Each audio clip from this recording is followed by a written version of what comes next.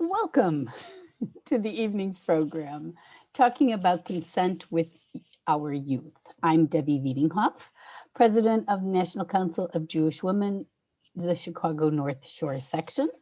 Thank you for joining our webinar.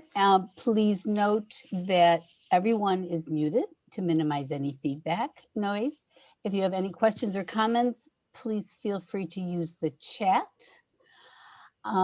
JCAST, the Jewish Community Against Sex Trafficking, was founded in 2013, and it is a program of NCJW Chicago North Shore. JCAST was created to educate and engage those in Chicago and surrounding communities in sex trafficking prevention. JCAST is committed to ensuring that everyone can live a life free from coercion, violence, and exploitation. JCAST falls under the leadership of NCJW Director of Violence Against Women Initiatives, Sherry Petlin. Sherry can raise her hand. Sherry also oversees Luggage for Freedom, Trafficked Teens, Silent Witness, and Court Watch. To learn more about any of these programs, as well as JCAST, please visit our website at ncjwcns.org. The pandemic has forced all of us to stay in our homes for longer periods of time than any of us ever imagined. However, it has also given us time and opportunity to talk with the young people in our lives. And our topic tonight, defining consent and building healthy relationships, is such an important talk to have. Now it's my pleasure to introduce tonight's presenters, Gail Nelson, Engagement and Development Director of JCAST, and Kathy Carmody, NCJW Life member and a JCAST Steering Committee member. And now I turn the evening over to Kathy. Great, thanks. And thanks you all for coming.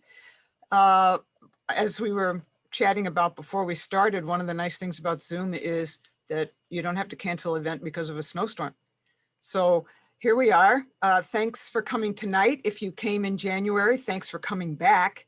That's always good for us to see familiar names, even though a lot of folks don't have their video on.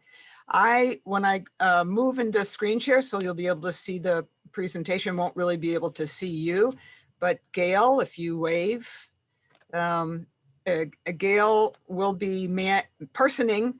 She'll be handling the chat function, and please feel free to ask questions, make comments. We've got some quizzes sort of for fun, as well as some interaction ability so that you can give some input. Eventually, it depends on how many people are here, things like that. At some point, maybe towards the end also, we might be able to get off mute so that people can ask questions. Some people are more comfortable asking them verbally, but feel free to start with the chat so that we can multitask. All right. So let's start with screen sharing. Here we go. So you should all be able to see our front page, welcoming you to healthy relationships and consent with our youth. If you can't, please let somebody know in the chat and we'll figure out how to go from there. And we will see, there we go. All right, so as for those of you who were here last time, we talked about the fact that from JCAST's point of view, we see sex trafficking as a form of slavery, and that slavery, as you know, has existed in many forms over the millennia. We Jews were slaves in Egypt. In the US, we fought a civil war about slavery, and we consider sex trafficking also a form of modern day slavery, as an economic form of slavery, and we want to try and help end that as well. So this is the second of 3 virtual sessions. Last time we talked about facts and fictions. If you weren't able to attend, I believe there might be a link on our NCJW Chicago North Shore, ncjwcns.org website. or you can find it on YouTube under Sex Trafficking Facts and Fictions. And it's in the chat. Oh, you put it in chat. Okay, so I don't see chat and I don't want to look at it because it'll confuse my brain. So tonight we want to talk about discussing healthy relations and consent with our youth. And then in March, we'll talk more about prostitution, which we talked about in the first session. But we'll spend most of the time there talking about basically, is it work or is it prey? And I don't know if you can see the gray where the or is, but it's quite a controversial topic. Do we legalize prostitution? And that's what we'll talk about next time.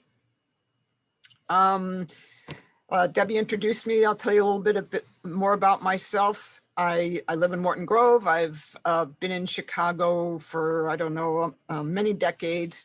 Grew up in St. Louis. I'm still a Cardinal fan. I don't know if you could see that. But I've been in NCJW for probably 30 years or more. I spent most of my professional career in leadership development and coaching and human resources. So I've spent a lot of time working with leaders on how do they communicate and how do they, my philosophy kind of was that the higher they went in management, the more they forgot how to be human beings. And so we in human resources needed to teach them how to be human beings. So it's kind of natural for me in retirement then to keep spreading the word about how important powerful conversations are. Gail. Hi, everybody. It's great to be here with all of you. I am Gail Nelson, the Engagement and Development Director at JCAST. I have my passion has always been about engaging women and engaging everyone in this advocacy and in making social change. And I have a passion for leadership development and for supporting people that have lived experience. And so I'm just excited to be here with all of you. Great, thanks. So we like to do little pre-questions. You should have received that in your reminder note today. And the question, and you probably recognize this thing called the CDC, which is this, yes, that's the same CDC as you know with Dr. Fauci.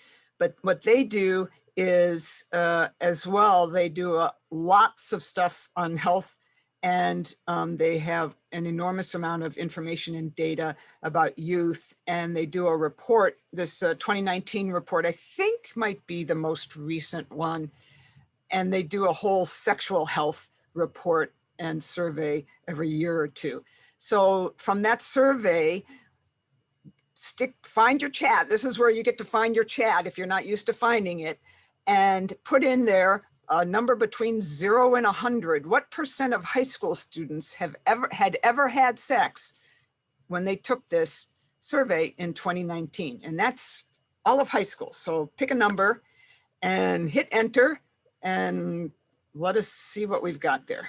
So that's 75, 45, 38, 50, some more 30s, another 50 and a 40, and a couple of 75s.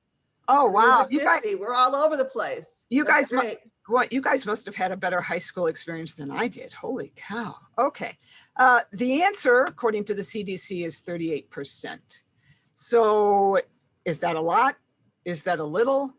That's something that you can experience now that you had that number. What's your reaction to that? And how do you use that reaction when you're going to be responding to your children and grandchildren about sex and relationships? And then another one is, and this one is great it's the numbers because it's from 29, I think it's from 2019 or so, but it's definitely pre-pandemic. So the number will probably be higher now. But what % of youth are redirected to pornography when they're doing their homework? You know, they type in they misspell something and it goes to porn. Stick a number between 0 and 100 in there. What are you adding? What do you see, Gail? 45, 22, 60, 25, 30. Again, we're all over the place. Yeah, and this number, does this number freak you all out? 70% of them have at least once been redirected to porn when they're doing their homework. And so you can imagine it's probably even higher now. But remember, it happens to adults as well. You know, there's a story of somebody trying to find information about bidet manufacturers when they're redoing their bathroom. And the URL, the address name for the bidet company was hellotushy.com. But they typed in tushy.com. Guess where they went? So the predators are, and the porn folks are very adept at taking URLs that exist, and if you make a mistake, leading you where you don't want to go. So that was part of the discussion last time when we talked about how important it is to make sure children and youth understand what they're doing when they're on the web. But we also have bonus questions for you, and it relates as well more to tonight. When you talk to your tweens, your teens, or youth in your life about sex and consent, think about it. I mean, that's what we're going to talk about tonight. How comfortable are you? You may not want to put a 1 or 4, but we'd love if you have the courage to do so. Oh, you avoid it. A 2 is, well, you know, I'll give them something to read. It's like my mom used to put Grey's Anatomy in the bathroom, thinking I would read that. You're comfortable asking questions, or you've been talking to them for a long time about these topics and you feel pretty comfortable about it. I'm getting a lot of 4s here. 1, 3, Oh. but mostly 4s. Okay, well then we're talking to the choir, so you guys are probably going to have some good questions tonight. That's terrific. And then the last bonus question was, you saw something on somebody's browser tab that made you feel uncomfortable. What do you usually do when you see that? 1, you ignore it. 2, you crack a joke. 3, you call your best friend and you go, oh my God. Or 4, you go, I think we need to discuss this. What do we got? Getting some 4. Get a 4 and a 1. Ignore it. I think we need to discuss. There's a 4 and a 3. And what's interesting is those aren't necessarily wrong or inappropriate. I mean, the first time you see that, like on a 12-year-old, you may want to ignore it, right? So a lot of what we'll talk about tonight really is situation dependent and judgment dependent. And so what we're trying to do is help you be more comfortable and more courageous in building up your ability to have these questions. And that's why we have on the next slide that, you know, it's important to have the courage to begin conversations that matter, because these are the conversations that matter. So tonight we'll tell you who JCAST is for those of you who haven't been to one of our presentations before. We'll do a quick overview of sex trafficking and pornography to bring everybody up to speed based on what we saw last time. And some of you may not remember a lot of what we showed you last time. And then we'll get into our topics about healthy relationships and consent. Again, feel free to put some questions for Gail in the chat or for everybody. I just really won't be able to see them until she brings them up. I think Debbie mentioned that JCAST started in 2013. It's not been around as long as NCJW, which started here in Chicago in 1893. It's currently based in Washington, D.C. because we do a lot of advocacy work, but primarily education and community service. And some of our members decided in 2013 that there was just something about sex trafficking they wanted to deal with. Maybe it was because people in the Jewish community didn't think it existed in the Jewish community, which we know now, certainly as a result of Jeffrey Epstein and Robert Kraft and, some other people that definitely exists in the Jewish community, and people thought it didn't exist in our own communities. And last time we let people know that in fact, yes, it does. So that's a little bit about who we are as part of NCJW. We want to do a quick overview of human trafficking, and we call it human trafficking. Human trafficking is the umbrella for labor trafficking and sex trafficking. But as you'll see, it's the 150 billion with a B dollar business. 99 of that is the sex trafficking piece. And that's why we like to call it the MBA of domestic violence, because a lot of the issues are the same, but it's really an economic and very, very large business. In our last program, we showed like a 1-minute video about the different categories of businesses that human trafficking exists in. And I think that kind of surprises people when they see that. So in terms of the definition, it's the recruitment and transportation of persons by force. This is a federal definition, right? It's a federal law, by force, fraud, or coercion. The force part, often violence is, unlike domestic violence, where violence often comes towards the end of the domestic violence cycle. In sex trafficking, it can often come at the beginning, because it's the seasoning process and the process where it breaks the victim's resistance to being under control. The fraud piece often involves false job offers, responding to an advertisement where you think you're going to get a great job and you end up not. So especially immigrants and international fraud. And the coercion piece has to do with patterns or a plan intended to cause the victim to believe that if they, or the survivor, hopefully survivors, but the victim to believe that if they don't do A, B, or C, that they'll be harmed, or somebody in their family will be harmed. It's important to note that we're talking about economic exploitation here. This is about power and control and economics more than it is about sex. Important thing to note, though, regarding people under 18, because there's no need to show these 3 parts of human trafficking to be caught as a trafficker. Basically, those 3 are necessary if you're over 18. If you're under 18, you are automatically in trouble, because there's no such thing as child prostitutes. Anybody under 18 is automatically a victim. So we also like to make connections with some of our other programs. And Gail, you may want to, I don't know if you have it with you, but Talia Karner's book, The Third Daughter. So NCJW, we did a book program, a book club program with her book that's about, it's a novel, but it's based on the real Jewish sex trafficking ring called Zvi Migdal, and which existed between like 1870 something until 1939. And what they would do is transport women from Central and Eastern Europe to Buenos Aires. And there was generations of sex trafficking victims there.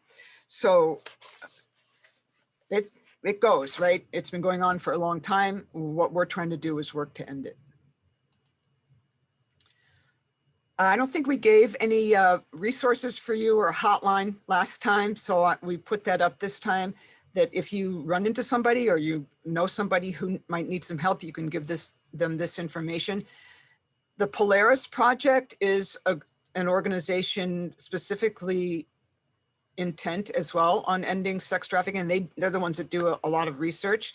And I'm not going to go into this, but basically it's to show you that of the top 3 identified sex trafficking types, escort services, massage, health, beauty, and pornography way outnumbers labor trafficking. So you hear a lot about labor trafficking, but the real issue is sex trafficking. And it's a transaction. So if we bring it down from the macro and legal level down to the local level here in Chicago, all those numbers that we showed you last time, basically, you can say in one sentence, 16 to 25,000, mostly females per day, including those from the LGBTQ community, because the threat for them of being outed or already having been kicked out of their house means that they're vulnerable. The isolated, the poor, immigrants, prior abuse victims are often in trouble as well in this area. They're trafficked, which means they're sold to men, mostly men, who purchase, more than half of them, twice a month. They've been to, a lot of them been to college, but the girls, the women have been lured and groomed by someone they often know. And that may still be surprising to you, that almost half of the victims know the person who is trafficking them. And as we talked about last time, it's also a function of having been lured and groomed. We still think that, and we brought this up last time, we still think it's a basis for what we'll do tonight. But where does pornography fit into this? That because our goal is to inform you about sex trafficking, we think we really need to discuss how it is that the men, mostly men, who are the majority of purchasers, they're the profiteers, they're the perpetrators. How is it that they come to see sex? How is it that they come to see purchasing sex as acceptable? So we threw a lot of numbers at you last time. You may not remember that 46 to 48% say they purchase sex to obtain sex acts that they either felt uncomfortable with, asking their partner to do, or that their partner refused to perform. So we'll spend more time on that in the next session, a little bit, mention it again later. But our belief is that if people have healthier relationships, so we come in at this from a healthy relationship place, and if people are better able to discuss their personal desires and their personal needs, that we'd have less demand for paid sex. I mean, I don't think we're so naive to think that that's going to actually go away, but we certainly can reduce it, and we can give our community some understanding and some skills to protect the people whom they love. But we see part of our role also as, and you may have heard it as the consent movement. That sort of maybe a little more positive than the Me Too movement, but the consent movement, part of that, which is what we also think we are engaged in, is to teach men that part of loving their partners or anybody is that is respecting the no, right, that somebody gives them. So that if somebody says no to their partner, what we're trying to say is that rather than saying to them, hey, if you won't give it to me, then I'm going to go find somebody who will, that's not the most powerful relationship. That part of what we want to do is help men understand respecting that their partner's no is really important. And that's kind of the direction that we like to go in. But does, the increase in acceptability, partly because it's everywhere, movies and on the internet, and then the increase of availability, does that mean there's an increase in demand for paid sex? We don't really know that. At least I haven't seen a lot of studies about that. The point is, there's still something you can do when you see that person have that tab up that you're uncomfortable with, and you decide to have a conversation about what pornography means. You can say, those videos that you're watching online, they're staged. They're like any other movie, and they're not examples of regular sexual behavior. What we want to do is help you plan for conversations that you'll need to have so that you're not as surprised when you see something and you can't think of anything to say. Really what it's about is educating and making the distinction between reality and fantasy for people of, like we saw in Washington on January 6th, of all ages, right? That reality and fantasy sometimes get mixed. But you don't want to blame and you don't want to shame. What we're doing is hoping that we can help you educate. So we thought that we wanted to introduce the power and control wheel here, which I don't think we've introduced before in relation to sex trafficking. As we say, it's a transaction. I think you'll find this a useful tool. It's used in domestic violence work. It's used in teen dating violence, which February this month is Teen Dating Violence Awareness Month, which if I had orange, I was going to put on some orange tonight because that's sort of the color for teen dating violence awareness, but I realized I don't have anything orange. Some of the situations will be different. So for instance, I don't know how much of this you can see, but in more power issues and relationships, when somebody denies somebody access to their children, that's that's a problem. A lot of teens don't have children yet, so that particular situation wouldn't apply to them. But the idea of intimidation, emotional abuse, physical abuse, economic abuse is all there. And in fact, from a domestic violence perspective, I'm also on the board of Between Friends, which is a domestic violence agency in Chicago. 95% of the clients, the primary issue that they have is economic abuse, is financial abuse. Physical abuse is not always present in domestic violence cases. Obviously, in sex trafficking, it's going to be there. We've seen some high profile cases, right? We talked about these last time. And yet I don't want to be completely negative. So we, as in Illinois, we're not so great at a lot of things. We've got a lot of governors in jail, for instance, or were in jail. But in Illinois, we're pretty good about domestic violence and prostitution, because if you're under 18, you're no longer basically considered prosecuted for prostitution, and it's not a felony. So in fact, there's more money devoted now to trying to get the victims off the street and help them survive. So Illinois at least has some positive things that are going on. How are we doing? Any questions or anything yet, Gail? There was one question about whether partners are saying no, or how that whole piece about why men are purchasing, and I think we kind of talked about that a little bit, but wondering if you had anything else you wanted to comment about.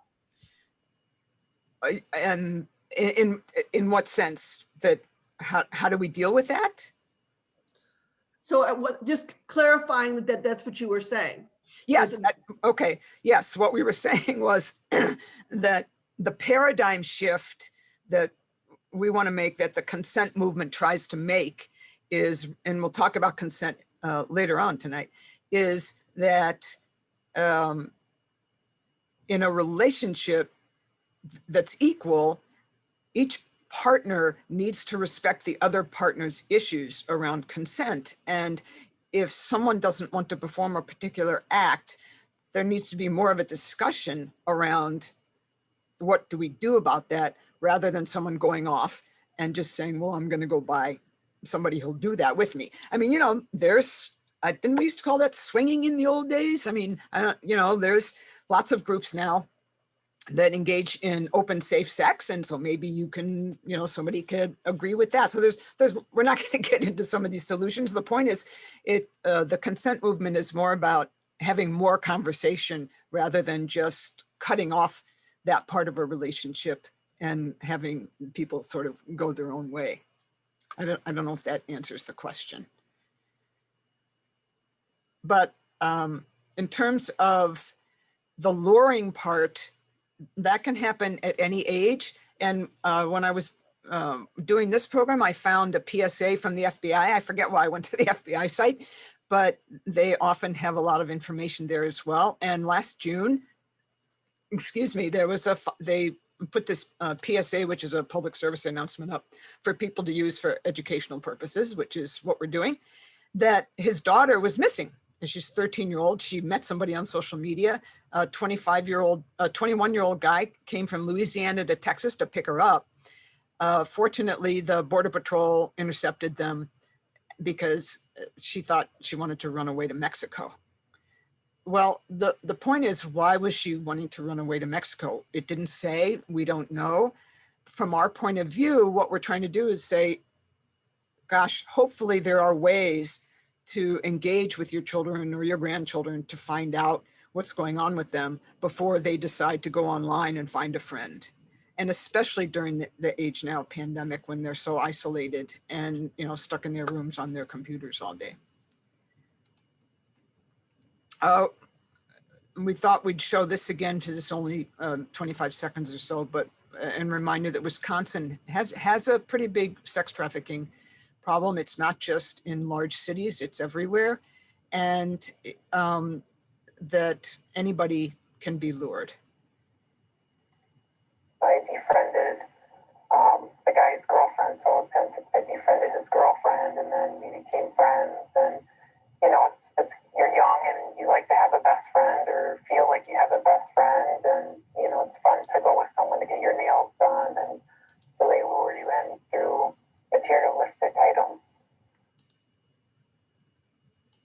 So lots of ways to do that. So questions, that's kind of the real quick summary.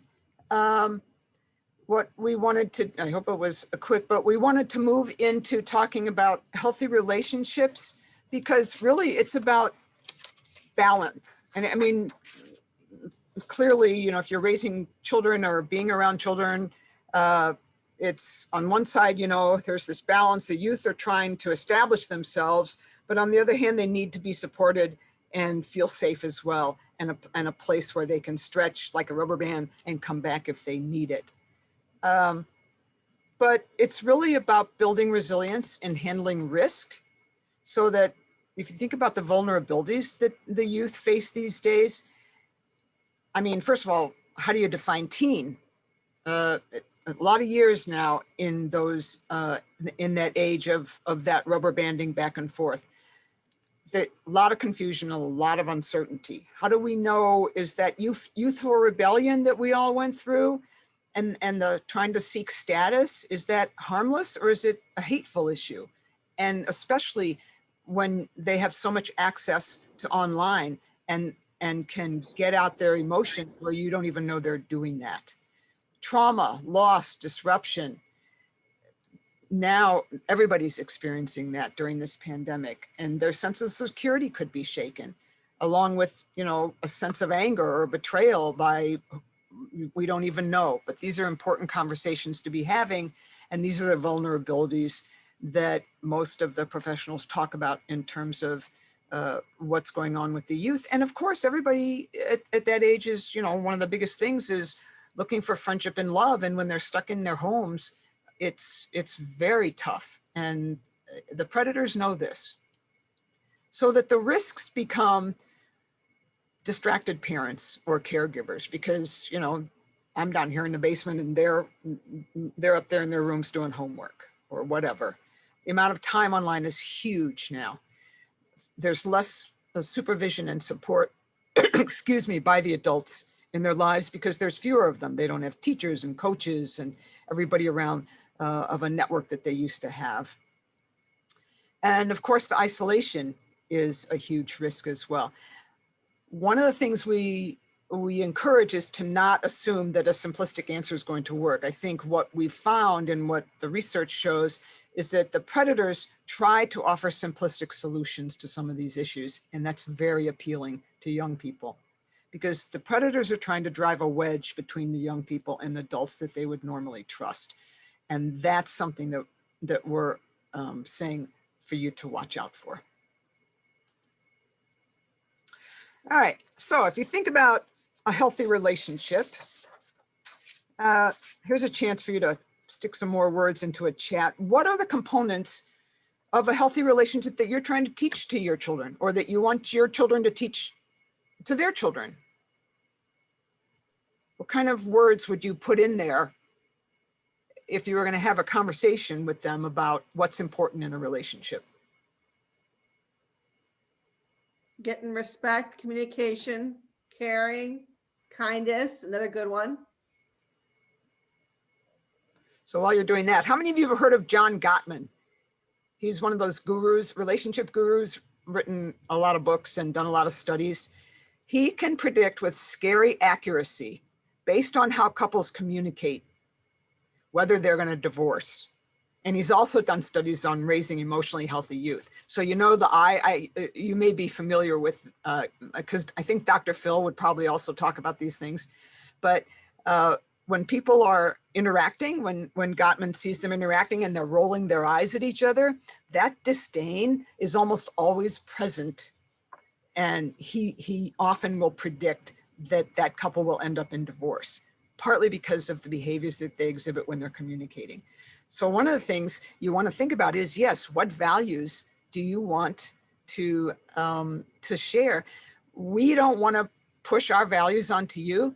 The only value that we push out based on our beliefs is that people, especially women, should not be sold like a sack of potatoes for sex. Other than that, when you're talking about healthy relationships, here, and you've mentioned some of these words as well, what do you want to share with the people in your life when you talk about important relationships? And one of the analogies I like to use is a candy jar in a relationship. And I used to use this when I did leadership training, partly actually literally. I had a candy jar in my office because most supervisors and leaders would, gosh forbid, never come talk about this stuff. But what they could do is come by for a piece of candy. And then of course they would have a few minutes to talk.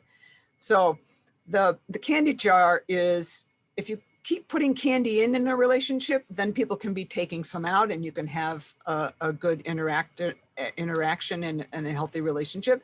But if somebody's always withdrawing from the candy jar and withdrawing energy from the relationship, it's going to fail. So you need to have both people putting in as well as drawing out. So what do you want your youth to value? I think what's interesting is a lot of these words are the words that the youth listed for what they want as well from their parents. They want your trust. They want your respect. They don't, not necessarily the friendship part as much, but they, it's important that you let them make choices and, but they really don't, they don't want you as friends necessarily. So it's important as well to make the distinction between accepting emotions, like strong negative emotions, and making the distinction between that and negative behaviors. So that's something else that's important to do when you're working with and talking with other people. How do you help kids talk about, is it an attraction or a friendship? I mean, I remember, I don't remember if I told this last time, but I was babysitting my niece and nephew one time in St. Louis when they were like 11 and 8 or something. And we went out for ice cream, and my 11-year-old nephew said, "Aunt Kathy, how do you get to kiss a girl?" And I did, it's like, oh, I'm not sure I was ready for that.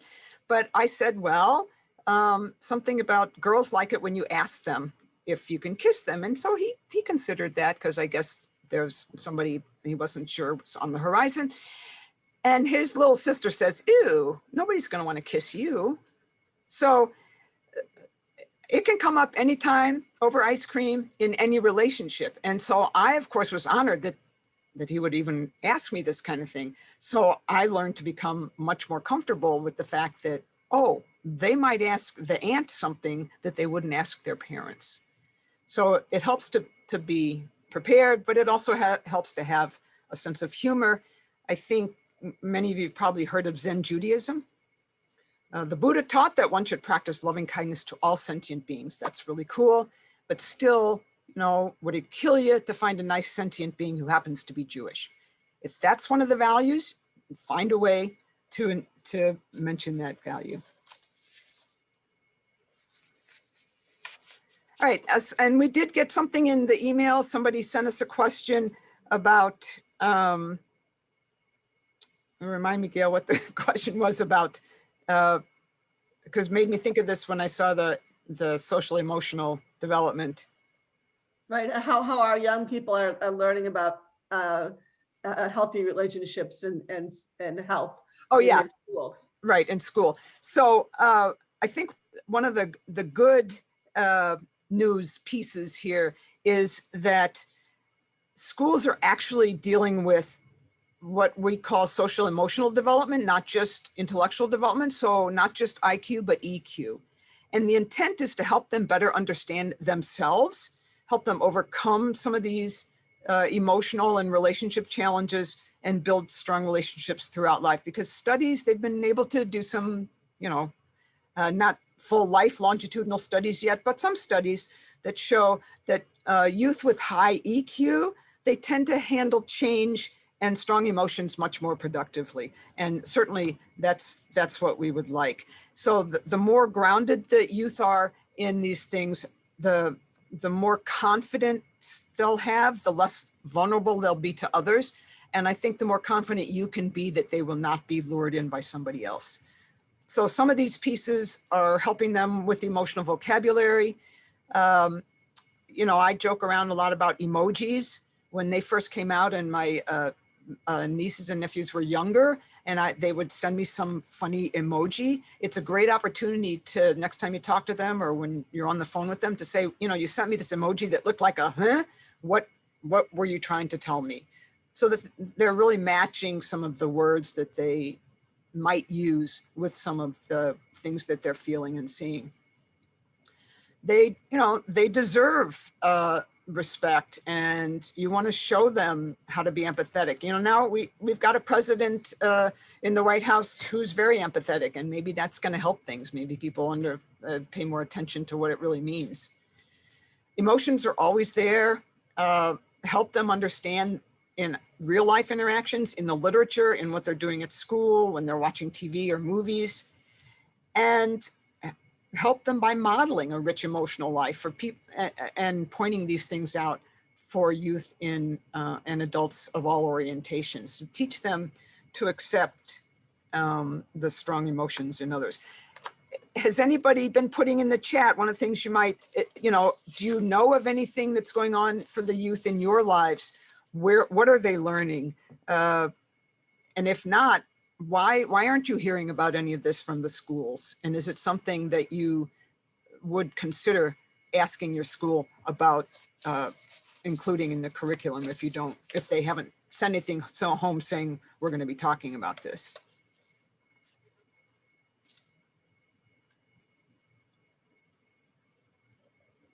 Nothing, Gail? Nope. Okay, but think about that. It's really important if you've got youngsters in school to know what they're learning about. And then, of course, if you think the goals, what are the goals you have in mind when you want to talk to adults or youth about this?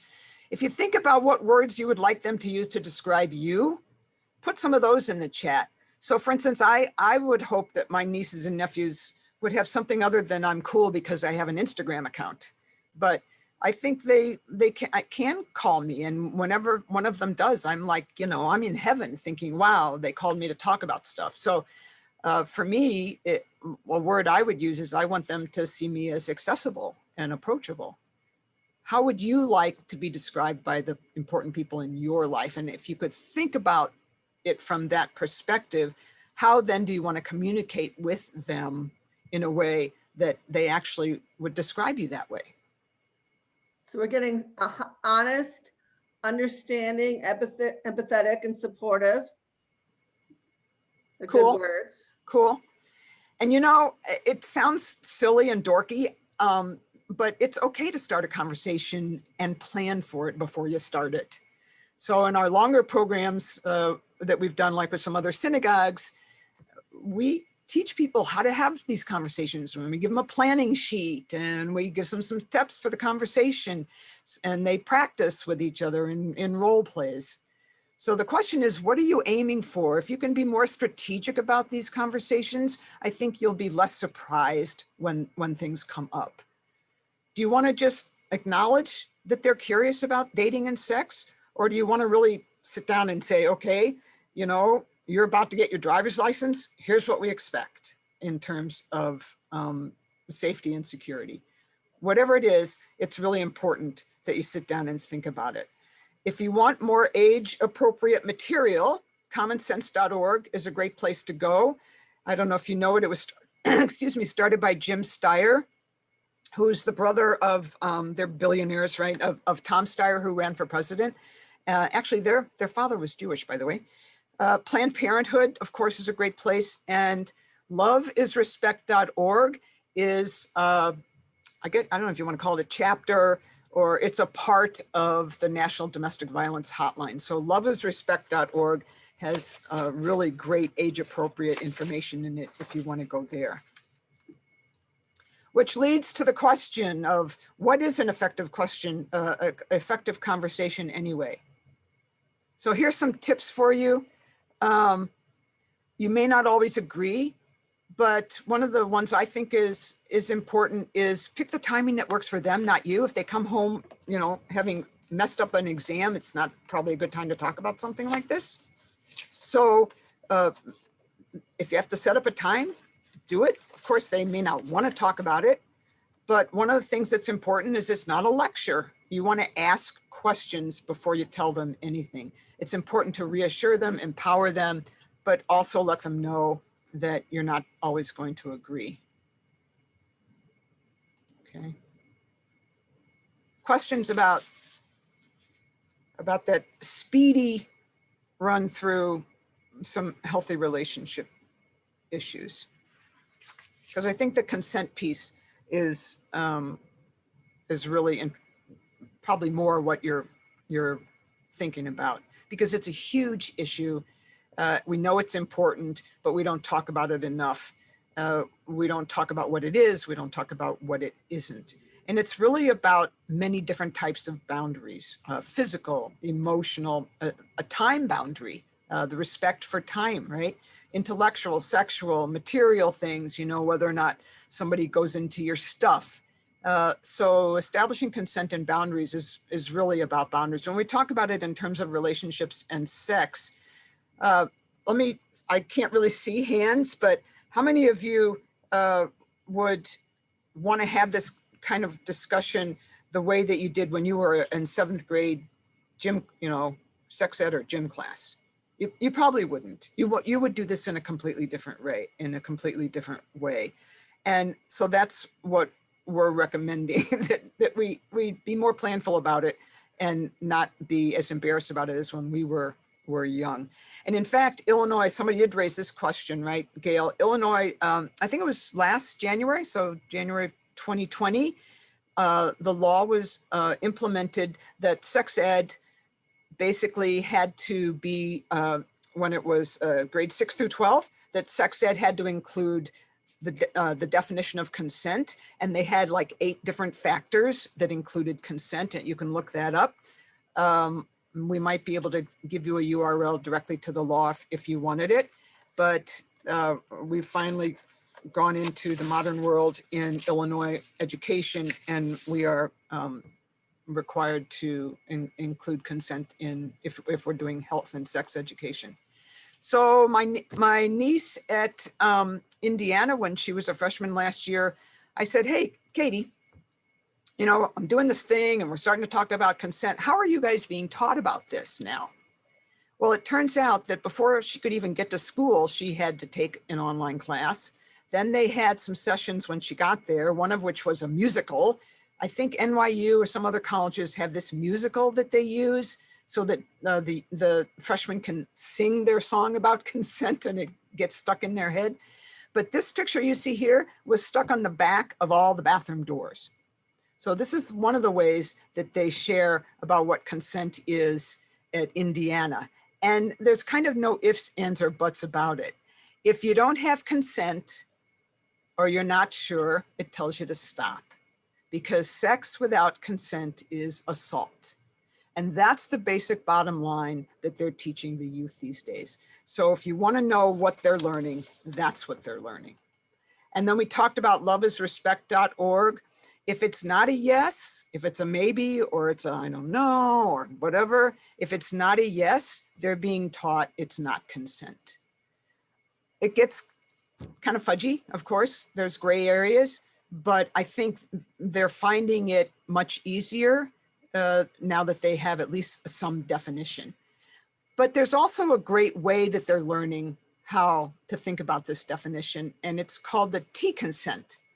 And we're going to try our techie here and give you 20 or 30 seconds of T-consent, even from the age of 8. Here's one way youth are being taught about consent, and you can look at this by yourself online.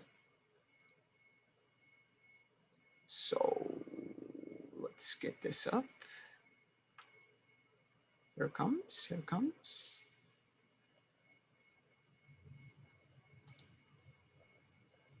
I'm not seeing the link. I think you had to If you're change still the spell. struggling with consent, Can just you, Not imagine seeing instead it. of initiating you're not seeing it? Okay, let me get back here.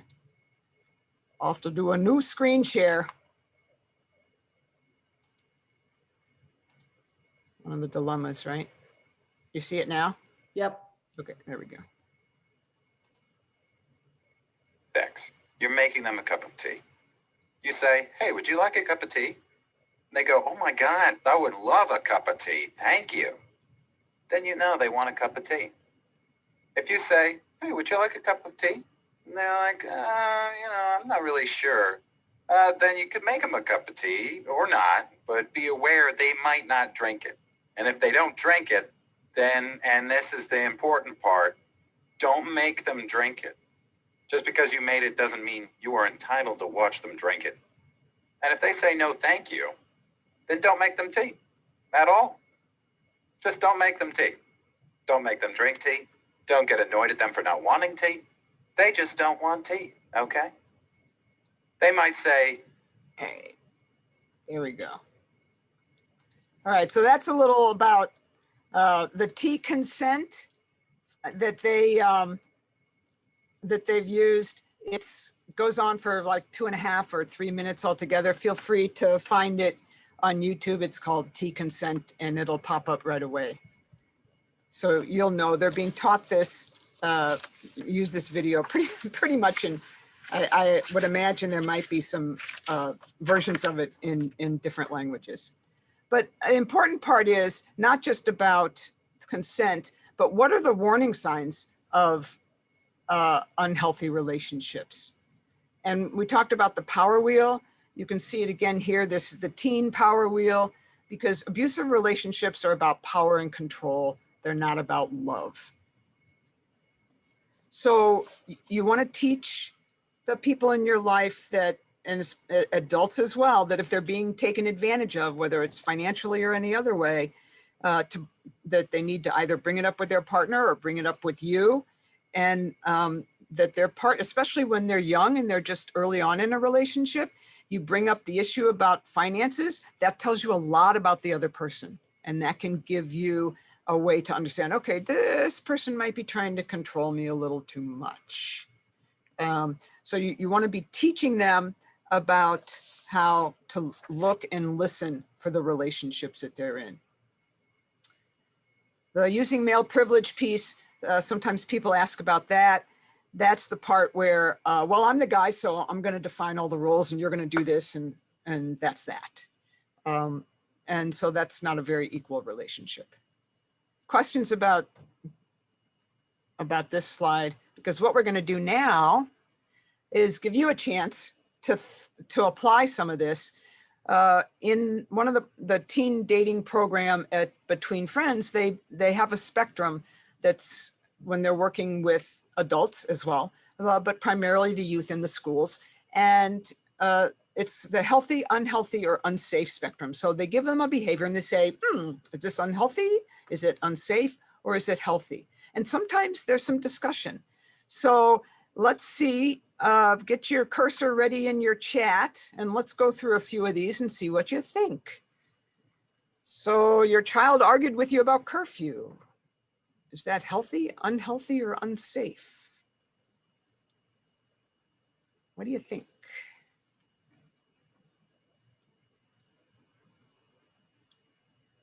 They're getting mostly healthy. There was one unhealthy.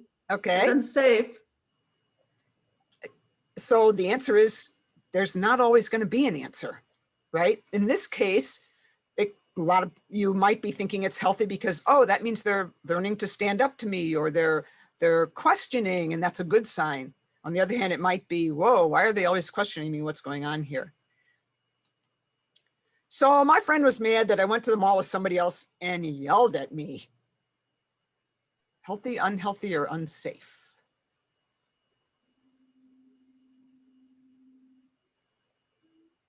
Got one healthy, got an unhealthy, got another unhealthy, got a number of unhealthy ones coming in. So another gray area, okay. Well, this time my friend invited me to spend the weekend at their parents' cabin with other classmates. Healthy, unhealthy, or unsafe, regardless of a pandemic.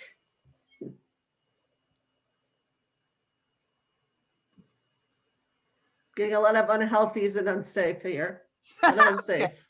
Gee, you guys are tough. I remember when I was a senior in high school, I thought it was the coolest thing when my parents let me go spend one night of a weekend with a whole bunch of us going down to somebody's cabin. I was like, wow, I was trusted. Now, I was probably the only person who didn't get sick drunk, but you know, what can I say?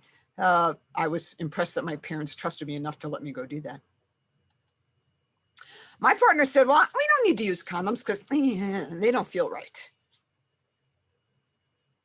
And these are actual examples that we use with the teens.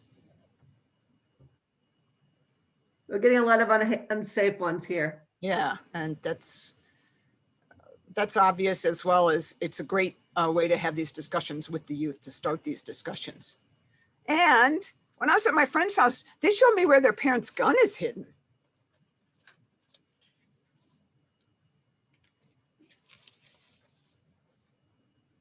A lot of unsafe again. Right. Finally, my friend asked me, oh no, one more. My friend asked me if I was in the mood for sex, healthy, unhealthy, or unsafe.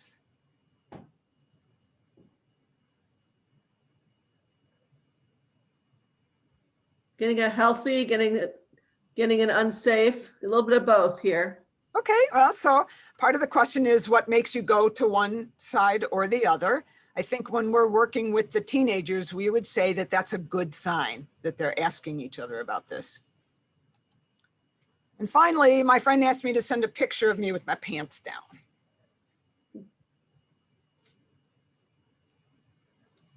If anybody says that's healthy, we got a discussion offline. Yep, lots of unsafe ones. Yeah. So that's one of those first grooming steps, right? That when the children start doing that, they're starting down that path of being groomed, as well as the fact that, you know, kids do this. The hardest thing is to impress upon them that once they've hit send, it could be in the Ethernet forever. So that's part of the problem there. Questions about or comments about healthy, unhealthy, or unsafe? You know, it's not proprietary. If you want to use this and talk about it any way you want, it's a very simple tool that you can use to engage in discussion. When I do tabling events as a volunteer and the parents come up with their kids, they don't all always agree on these things. So it's great. So that was a quick whirlwind in less than an hour about sex trafficking as a review, but we also talked about having powerful conversations about healthy relationships and consent. But you may not think your children are susceptible. And, you know, the last time we talked, we shared the story of Maggie from Highland Park, who was a teen cutout on the right of the picture that you see. But here's another one, because the stories are really important. So I'm going to have to read this because I don't have it memorized. But the trafficked teen on the left is Leah, and she's 15 when this was done. And she's from Deerfield. She was a high school sophomore. She, you know, her friends were dating a lot. She was, you know, dating a little bit, but she never found men very interesting. She started studying with Stacy from her math class. And one day Stacy kissed her. She wasn't sure what to make of it, but she liked how kind Stacy was. So they kept studying together and the bond grew. Leah's mom found out and threw her out of the house. Leah was in the park one day up in Deerfield, figuring out what to do when she met Missy. And Missy offered her a place to sleep after hearing her story. The next morning, Leah woke up to find the room was locked, and it was locked for days with nothing for her to eat. And when the room was finally unlocked, men entered and Leah was forced to have sex with them. And now she's caught in sex trafficking. So these are two stories. And it can happen, and it's something that we really are trying to reduce from lots of perspectives tonight. Of course, we wanted to talk more about how do you have conversations to make sure that your youth are protected and that they're connected and rooted to what you have as values. So by the end of the session in March, what we want to do is increase your comfort level with conversations with children and youth about sex and relations, and have them see you as a supportive resource. And our goal is, if we can do some of these things, we think we can reduce the number of people who purchase sex. And if that can be done, then we can reduce the number of people who are exploited for sex. So that's why we're doing what we're doing. Questions, thoughts that you haven't already asked? I think it's a lot in an hour. maybe one word for what you're thinking, if you put it in the chat, what you're thinking now about all this topic, or what did you learn, if anything, this evening? What's something that you learned and will take with you as you go?